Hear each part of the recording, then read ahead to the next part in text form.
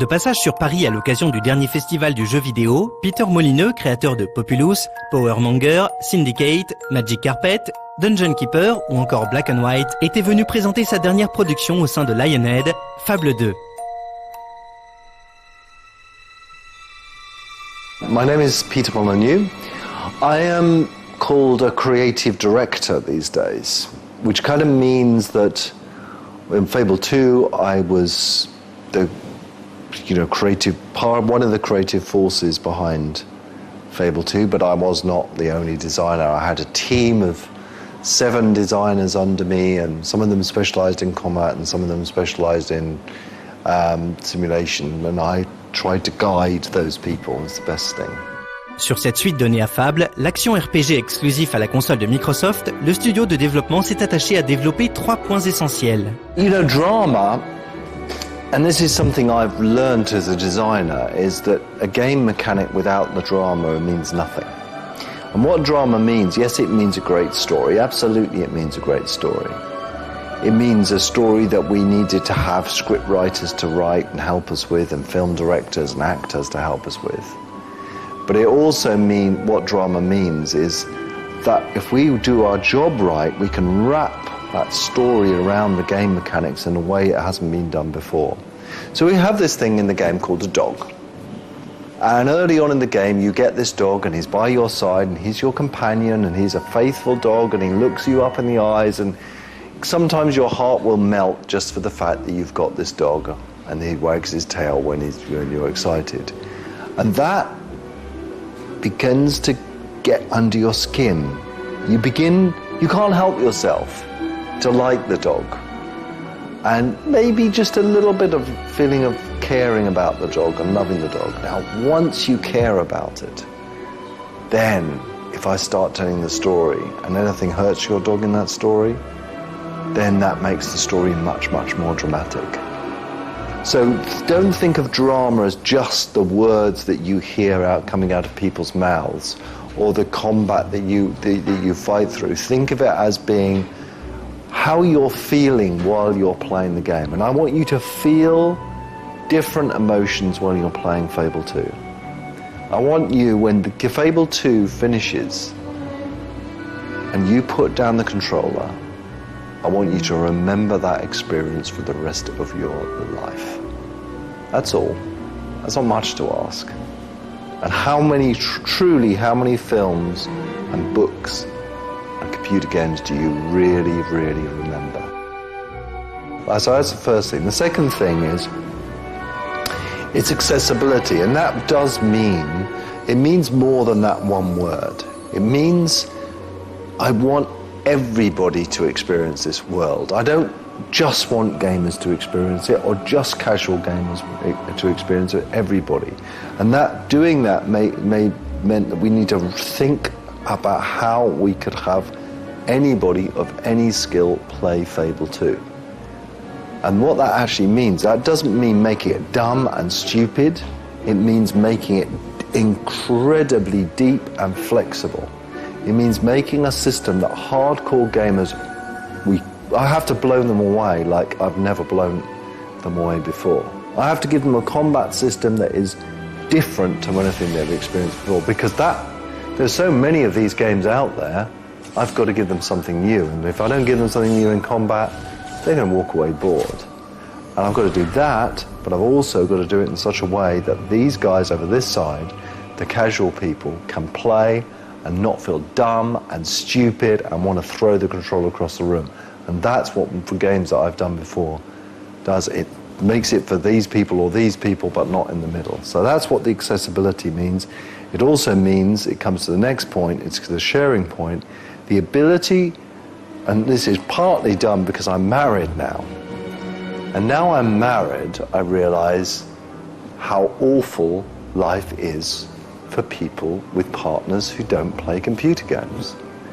My wife, I used to, we used to go to bed, 11 o'clock at night, and then I used to sneak down and start playing my games. Now, I think my wife thought I was looking at porn or something like that. I don't know what she thought.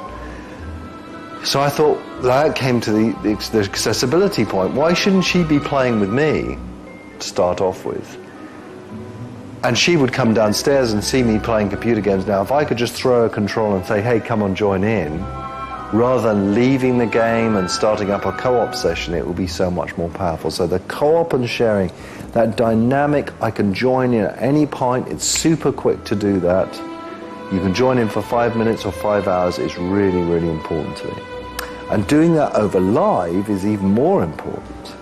The idea that you and I can play for 10 minutes or 15 minutes or an hour over live really makes me think of live in a different way. But we had a problem with that. And the problem was, how do you find the people to play with? And that's where we came up with this idea of ambient orbs. The idea that you see these ghosts of your friends or people that live near you or people at your same gamer store walking around your world. Now that is where they are in their single player game on their machine. You can go up to these ghosts and you can say, hey Peter, hey come on, we'll co-op for a while.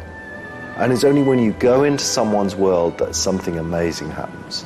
It's only when you come into my world and see how different it is to your world, how different my hero is, how different the dog behaves, how different my wife is in the game, how different my child is in the game, how different the whole region is, that you realize that, my world and me and the game and all that is unique to what I'm like. Those are the three big things in Fable 2. Now, we've got other things like free roaming and crime systems and 300 weapons, and gosh knows what else, but those are the things that I think that represent the special features in Fable 2. Tout comme dans la série Fallout, un nouveau personnage fait son apparition dans Fable 2, le chien. Une feature que l'on pourrait croire a priori gadget, mais qui sert au final plusieurs des axes de développement souhaités par Peter et son équipe. What we did, we approached Fable 2 in a very different way. We experimented with things at the start. Now, when I went into the team, as I do, and I in that experimental stage, I said, I've got a great idea. I've got the big feature for Fable 2, and I built it all up to the team members. And I did it, and I love doing this, and people hate me for it. I went in like on Monday, and I said, I've a great idea for Fable 2, the big feature. What is it? Everyone, I'm not going to tell you. And then Tuesday and Wednesday and Thursday, and I eventually built everybody up to a frenzy of what this idea was. I said, it's going to be one of the greatest features we've ever done and all of that stuff. And then I got the designers in a room and I sat down and I said, we are going to create a dog. And he's going to have no special powers. And he's not going to be able to wag his tail at 100 miles an hour and fly through the air. And he's not going to fire laser beams out of his eyes. It's just going to be a dog. They all looked at me as if I was an idiot. And it's only when I think the reason I delayed telling people is I was just sorting it out in my mind, and I thought, I want the dog because I want the companionship of the dog. And then I thought, well, what can we do with a dog? What could he actually do? And we had this little test where we used Fable 1, and after I'd said a dog, this wasn't me, this was the genius of the people I work with, who are far more smarter and clever than I'll ever be. And I said, right, well, let's get this dog in. Let's see how it feels to travel around with a dog. And they, instead of putting the dog behind you, like in all games at the moment I play, if you're traveling with anything, whether it's a dog or a person or anything else, those people are always behind you. They follow you around. Instead, they just put the dog there in front of you. And suddenly, he came alive.